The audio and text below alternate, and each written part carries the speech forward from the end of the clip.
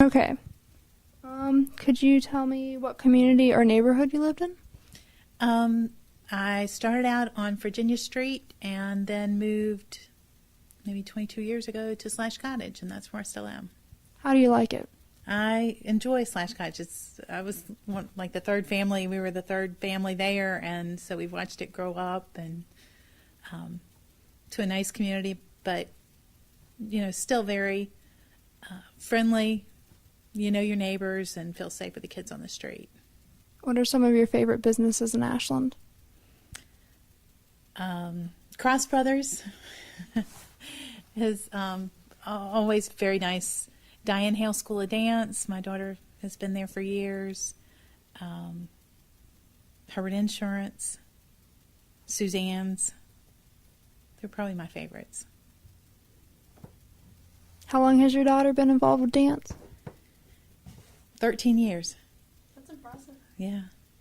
That's Ms. Hale. I don't think you can find a better role model for young people, boys or girls, than Ms. Hale. She expects a lot out of them, but she's very supportive, always positive, and the girls love her. They just had a recital, and my daughter's taken for a very long time, and a lot of kids had. It was a very large group of juniors and seniors who had their last recital, so that's very impressive. She's been around many, many years. Have you seen any changes with the businesses over the years? Oh, yeah. I mean, we've had more businesses come in, larger businesses come in, Walmart, Sheetz. But I think we've still kept the small town atmosphere. And, where people were afraid it would hurt the businesses, I really don't think it has. Cross Brothers, nobody else lets elderly have their accounts and that kind of thing. And that they're always going to have a place here. What about the railroad in Ashland? Oh, after being here for so many years, you don't even hear it. I guess it's part of the pride of Ashland that, they've had that railroad stop for so many years, and it's what started Ashland, and, it's just kind of a landmark, a big landmark for us. Do you know anybody who works for the railroad? I don't. I did know an engineer, but he's retired now. So, but it's just kind of a nice focal point for Ashland.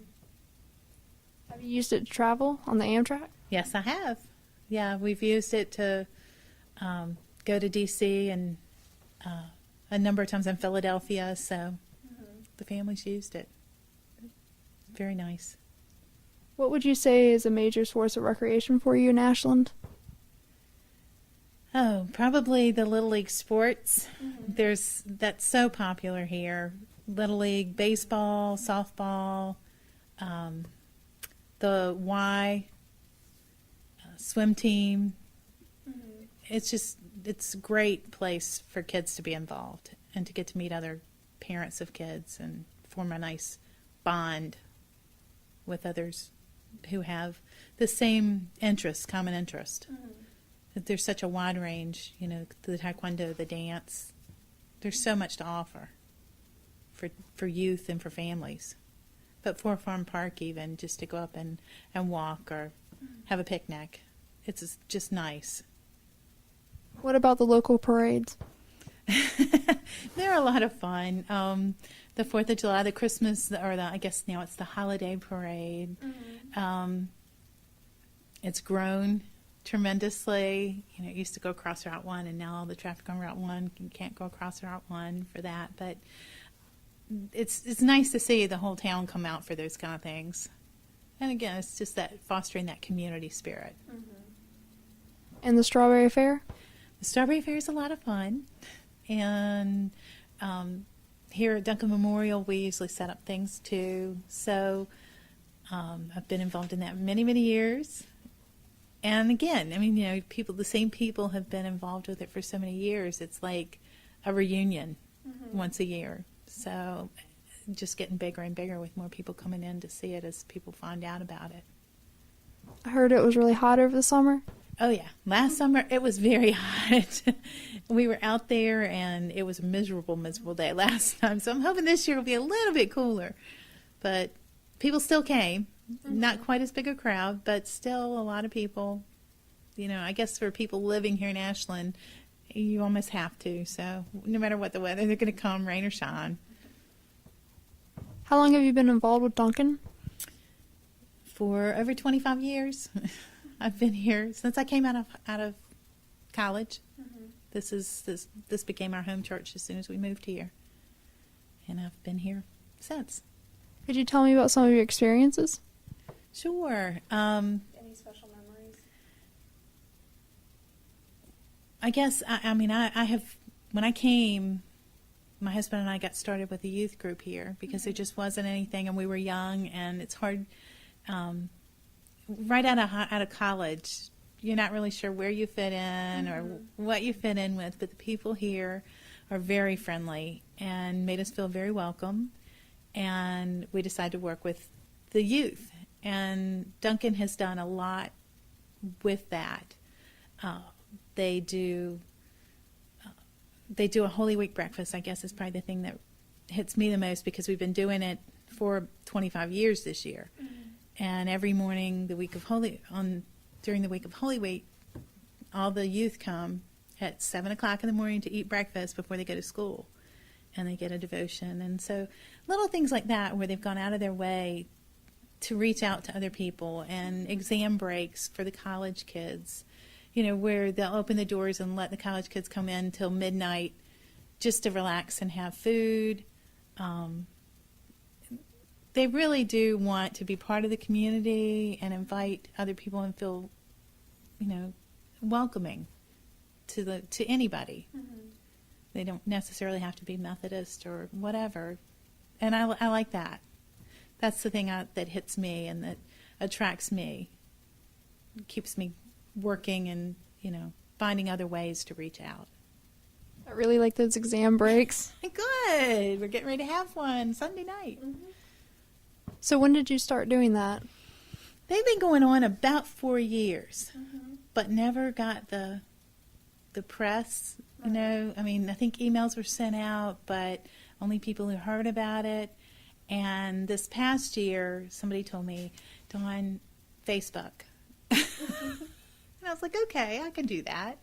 So I really think that kind of got it going where, it really spread the word. People started spreading it that there was an event going on here, and people who hadn't heard about it came over to see what was going on, and then there was food, and, nobody was pressuring anybody. It was like, come eat, come relax, talk, hang out as long as you want. Nobody's kicking you out. And, that really is exactly what we wanted it to be all along. So this past fall was wonderful, and I'm hoping the spring will be just as good. So tell me about your experiences with informing people about church events with Facebook, because I know you do that a lot. It's really cool. I do. I really wasn't that familiar with Facebook. And some of the youth, I was saying, they had told me maybe a year ago, email me, not my parents. And I said, okay, I'll do that. So I had some emails, but then I was like, you're not answering your emails. How do I reach you? How do I get you to tell me, yes, I want to go to this, rather than the day before going, oh, I want to go to that. And they said, Facebook. I said, okay, then we'll try it. And I've had to learn how to use it myself and how to create events and everything myself, which has been very easy. I've been surprised. I do have a computer science minor, so it's not like I don't know computers. But it's a whole new world. And, you have to stay up with what's going on. Right. And so to be able to put events out there and to share the information, and a place where it's very easy for other people to spread that word out to even more people, at least they know what's going on. They can't say, oh, I wish I'd known. So I try to get as many people as I can to, befriend me on Facebook so that I can let them know what's going on. And it seems to work. How do you feel about college involvement with the church? That's something that we're really working hard. We're right here on the campus. We are the chapel for Randolph-Macon, and We'd really like to see more involvement. We've had students who've come as guest speakers on Sundays, and we've had a couple of the Randolph-Macon choirs come sing on Sunday, and I just think it's great. You know, I know when I went away to college, I didn't feel like I fit in. Even when I got out of college, you know, just trying to fit into a church. We kind of took the approach this year, instead of creating Bible studies and things for college students that we'd done in the past that didn't seem to work too well, we would just inform them more of what we have here and let them fit in with us, because they're separated enough. You know, you have enough things going on that are just college kids that maybe if you saw something you wanted to come, like our Wednesday night dinners, they're always free to college students. So, you know, if they wanted to come over and eat here versus Estes, and be with other people, meet other people, or anything else we have going on. So that's kind of the approach we've taken, and it seems to have worked a little better than, you know, trying to fit them into, you know, or create something for them specifically. However, we are starting to do that too. So I think next fall on Saturdays at 2 o'clock, we're going to have the fellowship hall open and do local mission projects. Maybe just a movie, just have a variety of things that college students have told me, you know, we'd like to have a place to go just to do something. And Saturday afternoons are kind of dead times, so we're going to try that in the fall. We'll see, but I'd really like to see more college kids involved and coming to church and feeling like it was a home, you know, more like a family kind of atmosphere. So that's what we're trying to do. Could you tell me about some of the projects? I know recently you slept outside for 24 hours. Am I right? Yes, you are. We slept outside for 24 hours for Invisible Children, which is an organization that is trying to help children in Uganda. And we raised close to $1,300 in 24 hours. And kids and college students brought boxes or tents or whatever, but they had to pay to have a sleeping bag or have a pillow, and somebody had to bring it to them. And that's how we raised our money. Was a pillow was $5, so if somebody brought you a pillow, they had to pay $5 for you to use it. And then at 9 o'clock, that was also a worldwide movie premiere for a new Invisible Children movie, and we showed that outside on a screen. So, you know, we try to do different things that might attract attention, always to serve other people. Right. And that it was very exciting. We had about 30 people watching the movie, and about 60 people total that came by. So yeah, it was great. A lot of fun. And I think that's the key. It has to be fun with a purpose. So that's what we try to do. So has anything strange or interesting happened to you while you were here? Anything that sticks out in mind? Any weird story?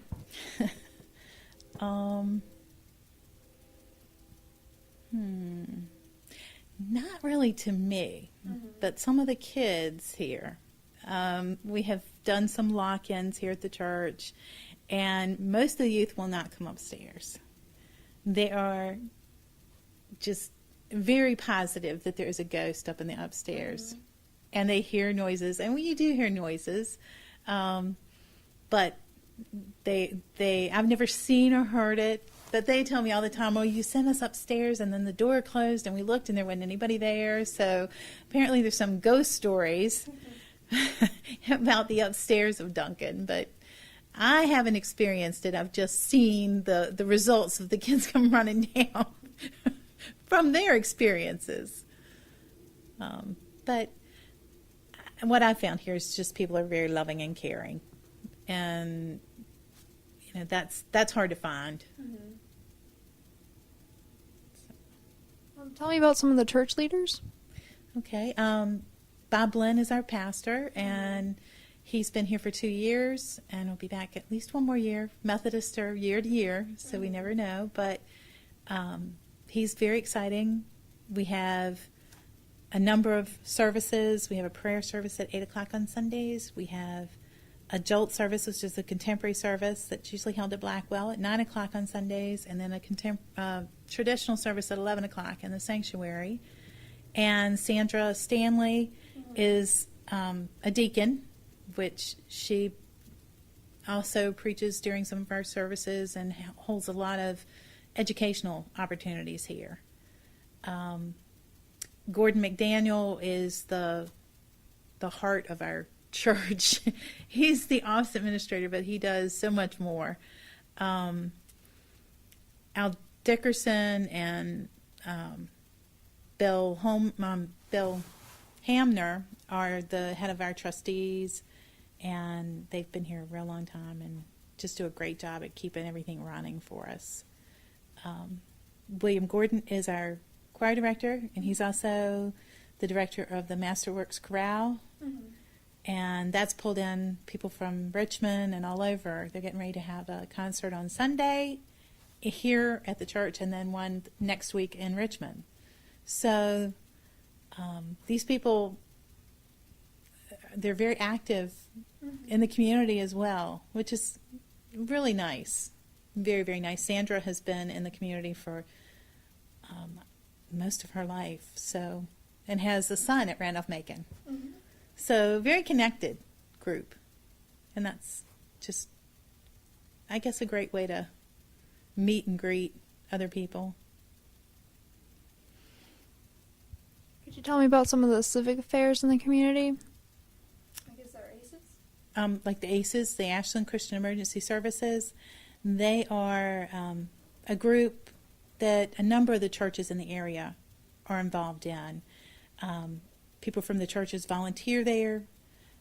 They provide food, clothing, other assistance when needed to anyone in need in the community. And they have a great record keeping. They know, who's been in that month, and they keep track of it so that they're able to serve a number of people versus just those, that know about it.